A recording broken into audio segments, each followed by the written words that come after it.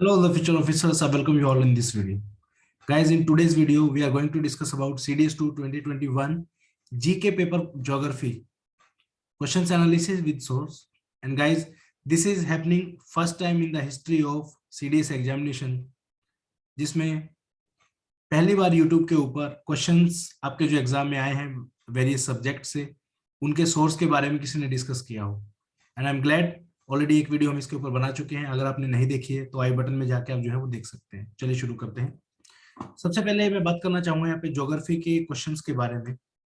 ठीक है, तो ज्योग्राफी के जो क्वेश्चंस थे इस बार वाले थोड़े से मैं कहूंगा अटपटे देखने को मिले. कुछ क्वेश्चन बहुत ज्यादा आसान थे, कुछ क्वेश्चन बहुत ज्यादा मुश्किल भी थे, कुछ क्वेश्चन ऐसे थे जो आप कॉमन सेंस से आप जो है निकाल सकते थे, और कुछ क्वेश्चन ऐसे मैं कहूंगा जो ट्रिकी थे. जिन बच्चों ने पढ़ाई नहीं की है, डिटेल में अपने स्टडीज अगर नहीं किए, तो आप इजीली उन क्वेश्चंस को आसानी से सोल्व नहीं कर सकते थे. ठीक है, तो हम इस वीडियो के एंड तक आप बने रहिए. इसमें हम देखेंगे किस तरीके से आप क्वेश्चंस को इजीली सोल्व कर सकते हो, कौन कौन से क्वेश्चन के क्या क्या आपके सोर्स आए थे, और किस तरीके से अगर आपको क्वेश्चन नहीं भी आता है तो भी आप कॉमन सेंस से किस तरीके से क्वेश्चन को सोल्व कर सकते हो. सबसे पहला क्वेश्चन देखते हैं यहाँ पे. क्वेश्चन नंबर 36 आप यहाँ पे देख पा रहे हो. एक चीज मैं यहाँ पे बताना चाहूंगा, जितने भी लोगों ने सीडीएस का या सीपीएफ या कोई भी एग्जाम यूपीएससी का अगर दिया है, जनरली पहले जो क्वेश्चन आते थे वो कन्वेंशनल आते थे, स्ट्रेट फॉरवर्ड आ जाते थे. बट आजकल जो इस पेपर में जो क्वेश्चन है, स्पेशली सीडीएस 2 वाले जो एग्जाम के अंदर क्वेश्चन आए हैं, वो एनालिटिकल बेस्ड क्वेश्चन है. उसमें आपको माइंड अप्लाई करना पड़ेगा, एप्लीकेशन बेस्ड क्वेश्चन है. ठीक है, तो हम उसी तरीके से क्वेश्चंस को देखेंगे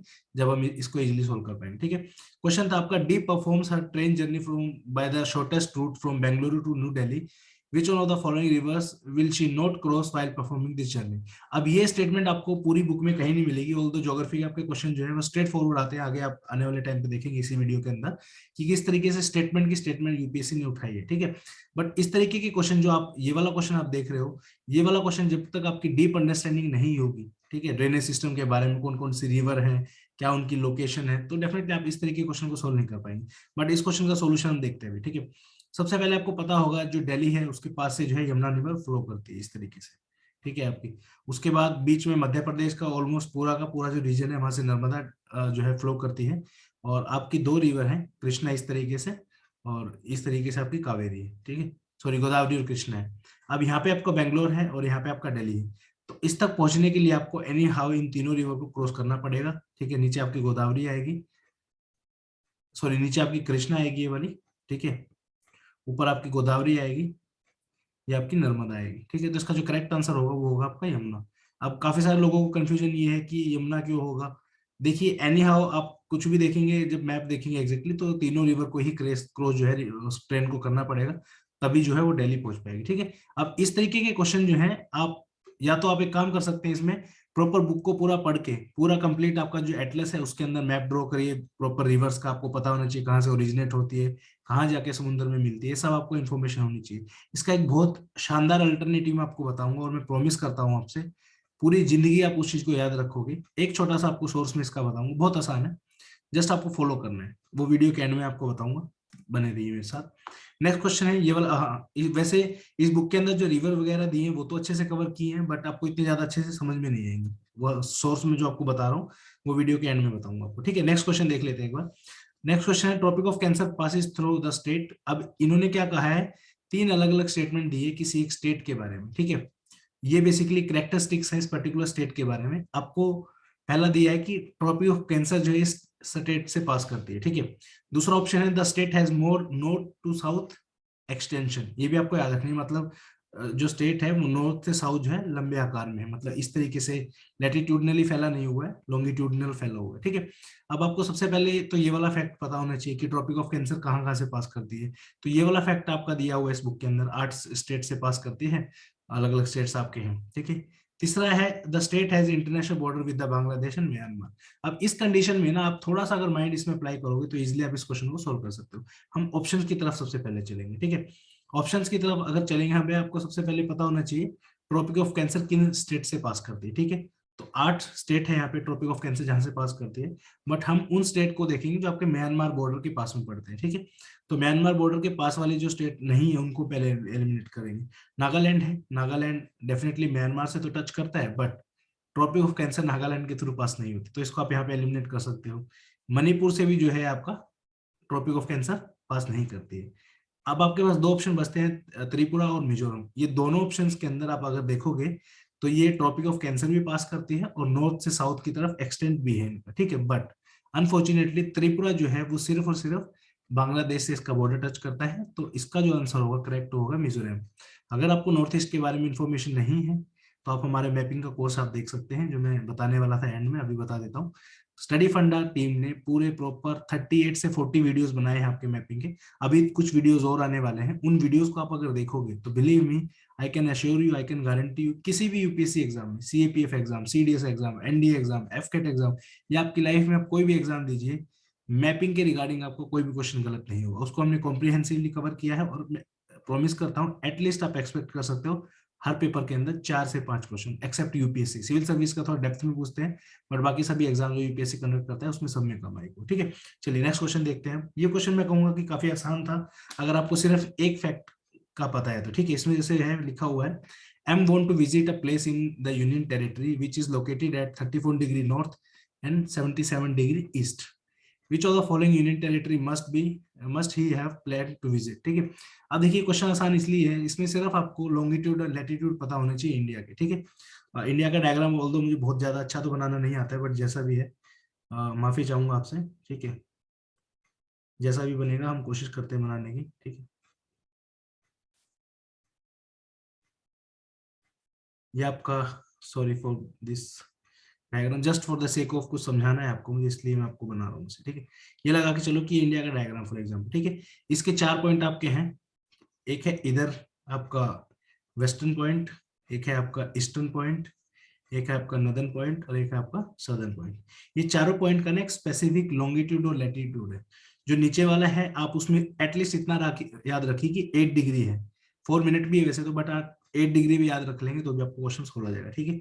ऊपर जो है आपका वो है 37 डिग्री, जम्मू कश्मीर की जो टॉप का हिस्सा है वहां पे 37 डिग्री है, इधर 68 डिग्री और इधर 97 डिग्री। इसके आगे का मैं नहीं बता रहा हूँ, कंफ्यूज हो जाओगे आप, सिंपल सा याद रखना है। अब इसको याद करने की ट्रिक बता देता हूँ सिंपल सी।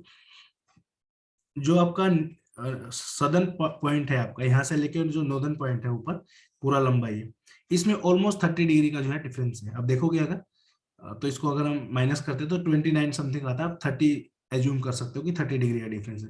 सेम यहाँ पे भी जो है अगर आप देखोगे 29 का ही आपको डिफरेंस मिलेगा दोनों में, 29। अब सिंपल सा क्वेश्चन इन्होंने पूछा है, देखो एक तो हमें क्या दिया है इन्होंने, एक सेकेंड, लैटिट्यूड दिया है 34 डिग्री और 77 डिग्री ईस्ट दिया है लॉन्गिट्यूड। अब देखिए 68 यहाँ पे है आपका और 97 यहाँ पे है, और आपको पता है प्राइम मेरिडियन यूपी से पास करता है, तो 82 डिग्री यहाँ पे है, तो इन तीनों के दोनों के बीच में हो जाएगा ना 77। मान लो 82 यहाँ पे और 68 यहाँ पे, तो बीच में लाइन में मार्क कर सकता हूँ कि ये लाइन यहाँ पे आएगी, ठीक है। और 37 डिग्री ऊपर टॉप में है, तो उससे थोड़ा सा नीचे अगर आप आएंगे तो इस पॉइंट पे जो है पर्टिकुलर लोकेशन आपके आ जाएगी। अब आपको इतना तो पता ही होगा, अंडमान निकोबार है वो आपका इस राइट हैंड साइड है, लेफ्ट हैंड साइड आपका इधर है लक्षद्वीप, और पुडुचेरी आपका इधर ही है, तीनों लाइन के आसपास ही है। तो एक ही ऑप्शन बचता है आपका लद्दाख, तो it is the correct answer of this question. और ये बहुत इजी क्वेश्चन था, थोड़ा सा आपको लॉन्गिट्यूड लैटिट्यूड की इन्फॉर्मेशन होना जरूरी था, ठीक है। चलिए नेक्स्ट क्वेश्चन देखते हैं। Consider the following statement with respect to the adolescent population as 10 to 19 years of India according to the 2011 census. 3 अलग अलग स्टेटमेंट दी हुई है। इस तरीके के क्वेश्चन को कैसे सोल्व करते हैं हम वो देखेंगे, ठीक है। बहुत आसान क्वेश्चन है, अगर थोड़ा सा माइंड भी लगाओगे, एग्जैक्ट अगर आपको नहीं भी पता बिलीव मी तब भी आप इस क्वेश्चन को सोल्व कर दोगे with the help of elimination method. करते हैं इसे पहले। अब ये बोल रहा है कि इस क्वेश्चन में पूछा है कि एडोलसेंट पॉपुलेशन जो है इंडिया की, जो कि हम 10 से 19 ईयर एज ग्रुप के अंदर मानते हैं 2011 वाले सेंसस के अंदर, उसके कुछ फैक्ट के बारे में हम डिस्कस करते हैं। पहला फैक्ट बोलता है adolescent population comprises half the population of the country, मतलब 10 से लेके 19 ईयर्स तक की जो पॉपुलेशन हमारी है वो 50% ऑफ द टोटल पॉपुलेशन है। टोटल पॉपुलेशन यानी मान लो 100% पॉपुलेशन अगर है, अगर 100 नंबर में है तो 50 लोग जो है 10 से 19 के ग्रुप में है। अब आप सिंपल सी बात ये सोच सकते हो कि यार कितना एज ग्रुप है, 0 से लेके पहले 10 हुआ, फिर 20 से लेके 80 तक का हुआ, ठीक है। सिर्फ 10 साल के अंदर आपका 50% का एज ग्रुप नहीं आ सकता, it is very very impossible.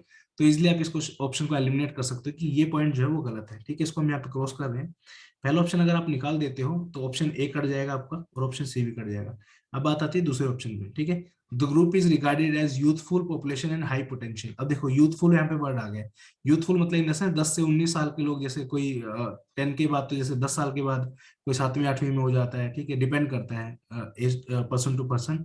लेकिन 19 की एज तक जो है 10वीं से 12वीं में जनरली बच्चे हो जाते हैं, इतना आपको पता होगा, ठीक है।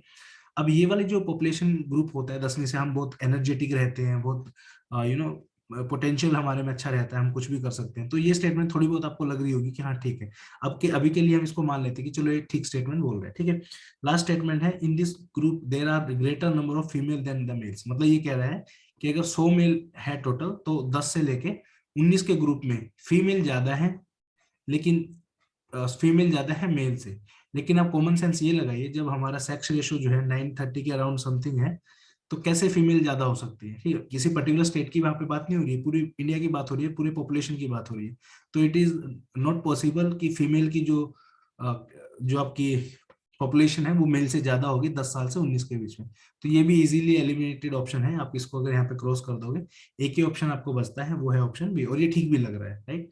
तो इस तरीके से आप इस क्वेश्चन को सोल्व कर सकते हो। बाकी इसके जो फैक्ट हैं आप चेक कर सकते हो 12th क्लास के NCERT India people and economy page number 8 के ऊपर दिए हुए, ठीक है। चलिए नेक्स्ट क्वेश्चन हम देखते हैं।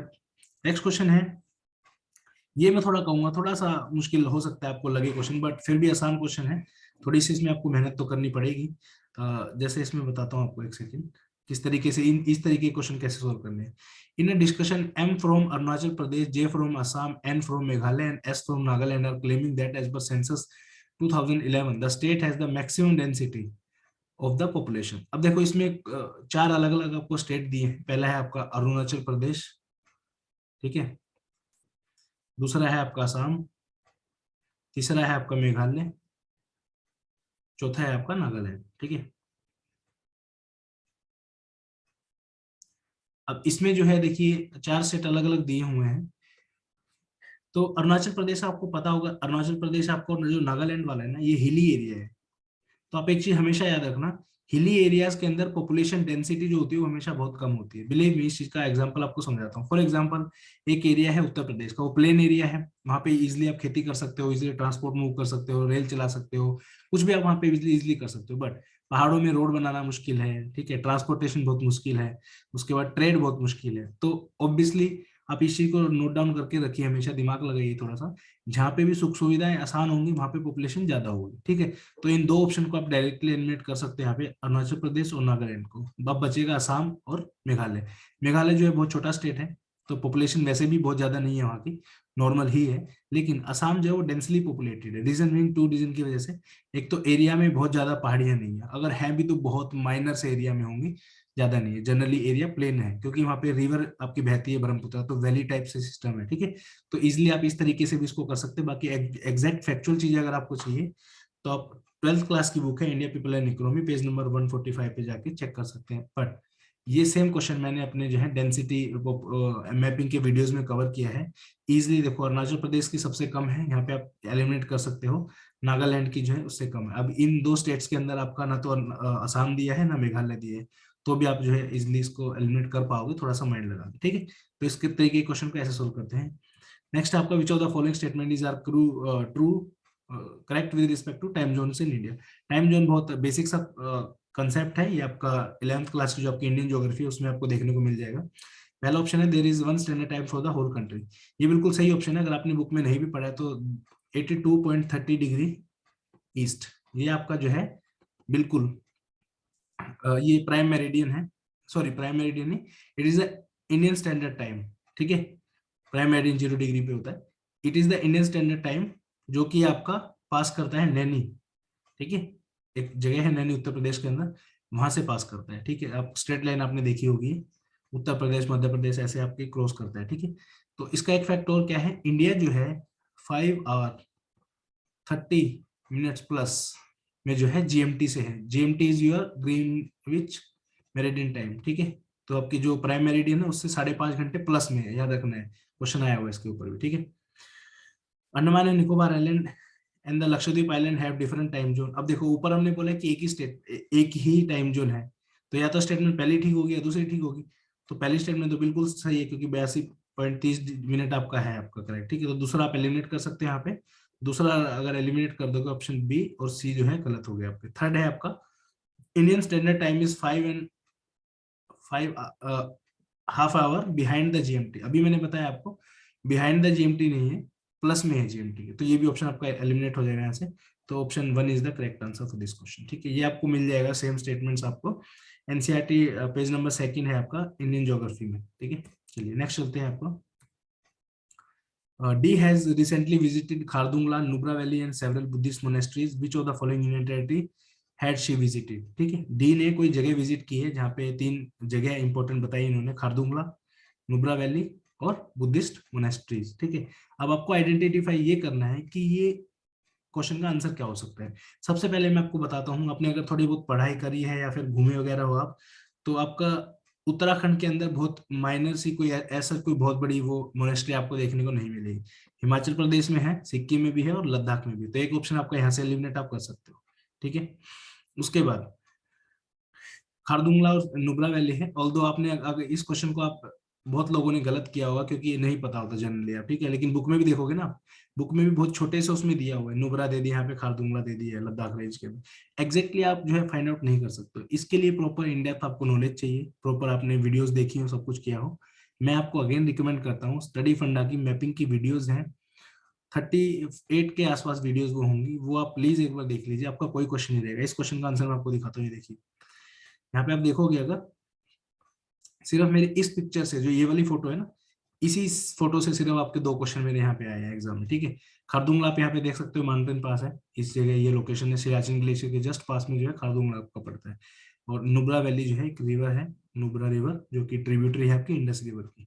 उसके बाद बुद्धिस्ट मोनेस्ट्री वगैरह काफी है यहाँ पे, तो वो भी आप फाइंड आउट कर सकते हैं। एक क्वेश्चन है मेरा आपके लिए, कौन सी फेमस बुद्धिस्ट मोनेस्ट्री है आपकी लद्दाख के अंदर, नाम बताइए, ठीक है। क्वेश्चन है, अच्छे से आंसर देना है। नेक्स्ट आपका, which of the following state receive rainfall from both the Arabian sea branch and the bay of Bengal branch of monsoon. अब बहुत जगह आंसर की में हमने भी गलती से जो इसका आंसर तमिलनाडु बताया था, बट इसका एग्जैक्ट आंसर पंजाब होगा। ज्यादा जानकारी के लिए आप ये दोनों जो है स्लाइड्स पढ़ सकते हैं, और इसका पीडीएफ जो है वीडियो का, वो वीडियो की डिस्क्रिप्शन में एक लिंक दिया हुआ है, वहां से आप डाउनलोड कर सकते हैं, और हमारा फ्री टेलीग्राम ग्रुप है उसके अंदर हम डाल देंगे, ठीक है। तो इसका करेक्ट आंसर पंजाब आएगा। नेक्स्ट है आपका, inceptisol, entisol, vertisol and mollisol of the order of which of the following, ठीक है। अब आपको बताना है कि ये नाम जो यहाँ पे लिखे हुए हैं, इंसेप्टिसोल, एंटीसोल, वर्टिसोल, ये क्या चीज है। शुगर केन की वैरायटी है, सॉइल है, कोल है, कॉपर है, तो उसका करेक्ट आंसर है सॉइल।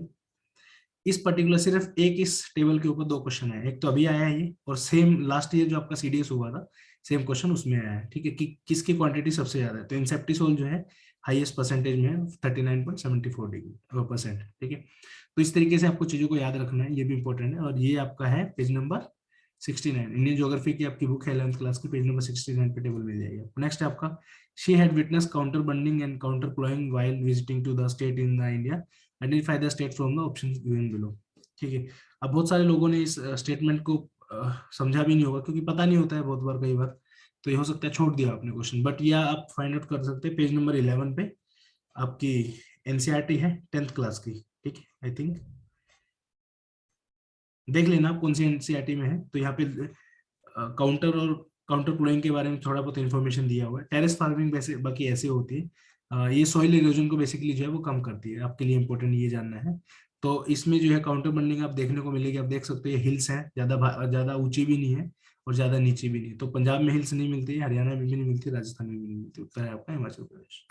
नेक्स्ट आपका, who among the following will be more at risk with respect to the earthquake hazards zone specified by the geological survey of India, Malti at Pithoragarh, ठीक है।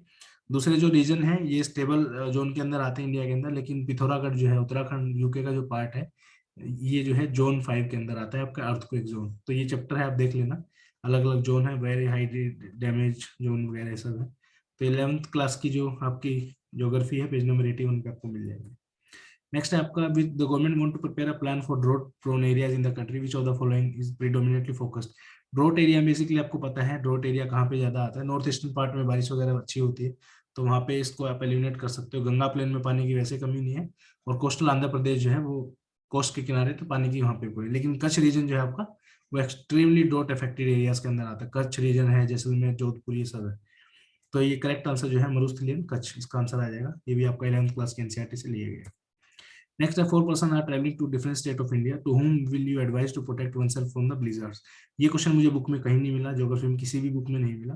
ऑल्दो हो सकता है ऑप्शन वगैरह मिल जाए, बट क्वेश्चन इतना ज्यादा मुश्किल नहीं है, थोड़ा सा आप माइंड अप्लाई करोगे। ब्लिजर्ड का अगर आपको पता है तो आप इजिली इसको सोल्व कर सकते हो। ब्लिजर्ड बेसिकली क्या होता है, स्नो का जो आपका पहाड़ जो गिर जाता है उसको वैसे तो अवलांच बोलते हैं, लेकिन ब्लिजर्ड भी इसी तरीके का एक वर्ड है। तो ये जनरली जो है बर्फ वाले जो चीजें होती हैं उनसे एसोसिएटेड होता है। तो आपको याद रखना है इसका करेक्ट आंसर जो है वो अरुणाचल प्रदेश है। बाकी और किसी स्टेट में आपको बर्फ वगैरह देखने को नहीं मिलेगी यहाँ पे, ठीक है।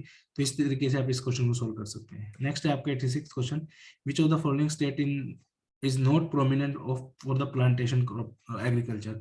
प्लांटेशन एग्रीकल्चर बेसिकली क्या होती है, जैसे आपकी कॉफी है, टी है, जूट है, उसके बाद आपकी रबर है, ये सब प्लांटेशन में आती है। तो प्लांटेशन जनरली आपकी असम, नागालैंड और केरला में होती है। तो राजस्थान में कोई प्लांटेशन क्रॉप नहीं होती है। इस तरीके से आप इनको देख सकते हैं क्वेश्चन को। नेक्स्ट है आपका the distance between which two cities has been reduced by the Atal tunnel. अब ये क्वेश्चन आप इसको करंट अफेयर से बोल सकते हो, कनेक्ट कर सकते हो, बट ये वाला जो क्वेश्चन है ये मैंने अपनी मैपिंग की सीरीज में कराया था। वो डायग्राम मैंने आपको दिखाया था खारदुंगला वाला, सेम डायग्राम है। खारदुंगला रहा आपका, ये रोहतांग पास है। जब मैंने पीडीएफ बनाया था 2 महीने पहले तो मैं इसके नीचे डाल दिया था कि अटल टनल का क्वेश्चन आ सकता है। अटल टनल हिमाचल प्रदेश में है, जो कि मनाली से लेह को जोड़ता है, ये इस तरीके से, ठीक है। नेक्स्ट है आपका which of the following biosphere reserve comprises islands with estuaries beaches. ये डायरेक्ट क्वेश्चन आपका आया है पेज नंबर 67 11th क्लास के एनसीईआरटी, ये देख सकते हो आप यहाँ पे, ठीक है। Gulf of Mannar biosphere reserve इसका करेक्ट आंसर होगा। नेक्स्ट आपका the extent of damage caused by the earthquake is not influenced by which of the following. अब इसको आप कॉमन सेंस से कर सकते हो। ये बोल रहे हैं कि अर्थक्वेक जो होता है उससे जो डैमेज होती है, ठीक है, तो वो किसको इन्फ्लुएंस नहीं करता है। देखो अर्थक्वेक आपका आ गया, अगर स्ट्रेंथ कम होगी आपकी तो नुकसान कम होगा, अगर स्ट्रेंथ ज्यादा होगी अर्थक्वेक की तो नुकसान ज्यादा होगा। तो ये तो बिल्कुल सही बात है कि भाई स्ट्रेंथ के ऊपर तो डिपेंड करता है अर्थक्वेक, राइट। दूसरा है पॉपुलेशन डेंसिटी, अगेन पॉपुलेशन अगर कम होगी तो कम लोग मरेंगे, ज्यादा होगी तो ज्यादा लोग मरेंगे। तीसरा है टाइप ऑफ बिल्डिंग, ये भी डिपेंड करता है। टाइप ऑफ बिल्डिंग मतलब एक बिल्डिंग है वो 20 मंजिल की है, एक बिल्डिंग है वो 2 मंजिल की, तो ज्यादा नुकसान 20 मंजिल वाली को पहुंचेगा, है ना। तो ये है। उसके बाद लास्ट है क्लाइमेट ऑफ द एरिया। तो क्लाइमेट का जनरली आपका अर्थक्वेक के ऊपर कोई फर्क नहीं पड़ता है, जैसे अर्थक्वेक आएगा तो क्लाइमेट का उस पर कोई रोल नहीं है। तो इसका आंसर करेक्ट हो जाएगा क्लाइमेट। इस तरीके से आप क्वेश्चन को आपको सोल्व करना है। उसके बाद है an avalanche is a type of which of the following disaster. It is a terrestrial disaster. Basically काफी लोग इसमें एटमॉस्फेरिक लगाएंगे, बट आप देख सकते हैं यहाँ पे टेबल में टेरेस्ट्रियल एग्जांपल दिए हैं। और अगली बार भी जो है आपका नेक्स्ट एग्जाम सीडीएस 1 2022 या फिर एनडीए 1 2022 या फिर सीएपीएफ 2022, इन सब में किसी भी एक एग्जाम में जो है इनमें से पक्का एक क्वेश्चन आएगा कि पूछ लेंगे बताओ जो आपका हेल स्टॉर्म है वो कौन सा नेचुरल डिजास्टर है। तो हेल स्टॉर्म में ऑप्शन दे देंगे एटमॉस्फेरिक, टेरेस्ट्रियल, एक्वाटिक है, इस तरीके से। तो हेल स्टॉर्म जो है आपका एटमॉस्फेरिक है, राइट। नेक्स्ट है आपका the streams and river coming from the mountains deposit heavy materials of rock and boulders in which belt. आपका भाबर बेल्ट के अंदर जो है वो आके गिरा देती है, ठीक है। ये आपका दिया हुआ है पेज नंबर 15 के ऊपर। Bhabar is a narrow belt ranging between 8 kilometre parallel to the Shivalik foothill at breakup of the slope. As a result of this the stream and river coming from the mountain deposit heavy material of rock and boulders and at time disappear in this zone, ठीक है। तो directly आपका दिया हुआ है, ठीक है guys. ये थे आपके क्वेश्चंस, उम्मीद करता हूँ आपको पसंद आए होंगे। प्लीज अगर वीडियो आपको पसंद आई हो तो प्लीज इसे लाइक करो और कमेंट जरूर करना मैंने जो आपसे क्वेश्चन पूछा है, और फीडबैक जरूर देना, क्योंकि आप फीडबैक देंगे कमेंट सेक्शन में तो डेफिनेटली यूट्यूब को पता चलेगा कि अच्छा कंटेंट है, तो वो और लोगों तक पहुंचाएगा इसको। और आपकी भी जिम्मेवारी है इस तरीके का कंटेंट आप अपने दोस्तों के साथ जरूर शेयर करिए। Thank you so much for watching this video. Have a great day. मिलते हैं नेक्स्ट वीडियो के अंदर। और नेक्स्ट वीडियो बताइए आप मुझे किस पे बनानी है। Thank you so much.